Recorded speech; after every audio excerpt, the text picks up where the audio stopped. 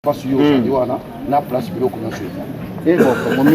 il faut y avoir déjà que le beaucoup na kota mo l'hôpital ah yo espace là dans l'espace là aujourd'hui on a déjà le colo et le ko za mo passer là.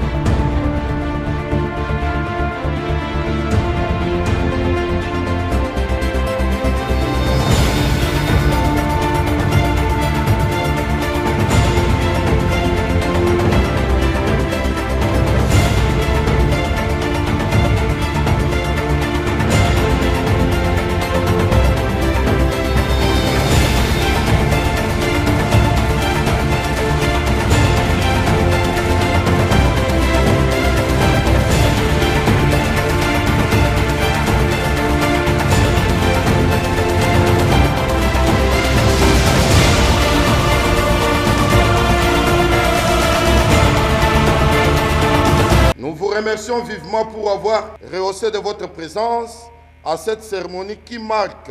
la fin de la première session de formation de base accélérée des éléments de la police de Kassangoulou. Cette session fait suite à d'autres qui ont eu lieu à Kasapa, Mugunga, Kinshasa et affiche le dynamisme effréné de la Direction générale des écoles et formations. Nous nous sentons très honorés par la présence de son Excellence, Monsieur le Vice-Premier ministre, ministre de l'Intérieur et Sécurité, Monsieur le Commissaire général de la Police nationale congolaise et de Monsieur l'Inspecteur général de la Police nationale congolaise. Cette présence, ainsi que celle de tous ici présents, témoigne votre attachement, ainsi que votre détermination à la réalisation de l'idéal poursuivi par le commandant suprême des forces armées et de la police nationale congolaise, à savoir la meilleure sécurisation des personnes ainsi que de leurs biens qui passe par la réforme de la police dans tous ses aspects, notamment par la formation de base, gage d'une police moderne, disciplinée, respectueuse des droits et libertés des citoyens. C'est pourquoi nous rendons un vibrant hommage à son Excellence, Monsieur le Président de la République, le commandant suprême des forces armées de la République démocratique du Congo et de la police nationale congolaise, j'ai cité Joseph Kabila Kabango, qui ne ménage aucun effort pour la réforme de notre institution, en vue de doter notre pays d'une police républicaine, professionnelle et moderne. Nos remerciements s'adressent également à Monsieur le Commissaire général de la police nationale congolaise pour son esprit managérial dont il fait montre aux problématiques relatives aux effectifs et à l'amélioration de la formation du personnel de la police. Mesdames, Mesdemoiselles et Messieurs, tout protocole observé. Nous avons l'avantage de vous faire savoir que cette formation a été planifiée et mise en œuvre en vertu de la loi organique numéro 011/03 du 11 août 2011 portant organisation et fonctionnement de la police nationale congolaise et du décret numéro 13/037 du 16 septembre 2013 portant organisation et fonctionnement de la police de la Direction générale des écoles et formations, DGF ainsi. Une structure du commissariat général chargé de concevoir et de mettre en œuvre la formation de base, continue et spécialisée du personnel de la police nationale congolaise. Il y a un impératif auquel notre pays ne peut se soustraire. En effet, l'efficacité d'une force de police rime avec la formation de son personnel. Celle-ci ne peut faire face aux multiples défis d'une société en pleine mutation, confrontée à une insécurité grandissante, notamment dans les milieux urbains, que si elle dispose d'un personnel suffisamment formé et doté d'un équipement adéquat. Nous pouvons être fiers d'affirmer que cette session de formation tombe à point nommé et nous permet de renforcer les effectifs existants dans la lutte contre les multiples violences urbaines perpétrées ces derniers temps, notamment les Koulouna, les manifestations violentes, les crimes organisés et autres actes terroristes. L'occasion faisant les larrons, nous voudrions ici profiter de la présence des autorités habilitées pour faire un plaidoyer et solliciter leur intervention au sujet des besoins qui s'imposent actuellement sur le terrain. En effet, en plus de la poursuite des formations du personnel de la police, il faille doter également cette dernière des moyens qui lui permettront d'accroître son rendement en vue de répondre aux attentes de la population. Recommander ou exiger au cadre de la police de suivre des formations spécialisées, car réservé, on ne sait pour quelle raison, seulement aux agents, afin de permettre à tous de parler le même langage. dans le cadre des renforcements des capacités organisés à l'intention des cadres de la police nationale congolaise, des formations et des sessions de mise à niveau et de recyclage. Permettre le renouvellement du corps des instructeurs vieillissants, car ayant une ancienneté variante entre 10 à 20 ans à l'école et dont la routine a rendu inefficace et improductif, et favoriser l'émergence d'une nouvelle génération dynamique, motivée par des primes d'encouragement afin de rendre l'école attractive. Prévoir et autoriser le système de permutation des instructeurs ayant une ancienneté de 3 à 4 ans de l'école vers les unités sur le terrain, afin de favoriser les rajeunissements et la formation permanente pour ne pas occasionner notamment la sécheresse de l'école. Pour l'accomplissement de votre métier, nous vous exhortons à la discipline, à l'abnégation dans l'exercice de vos fonctions au sein de la police nationale congolaise, en ayant toujours en conscience la noblesse des charges qui sont les vôtres. La sécurité des personnes et de leurs biens doit demeurer l'essence de votre action. Vous devez accomplir les missions régaliennes de la police nationale congolaise avec professionnalisme, dans le respect des droits et libertés fondamentaux des citoyens et de la dignité humaine.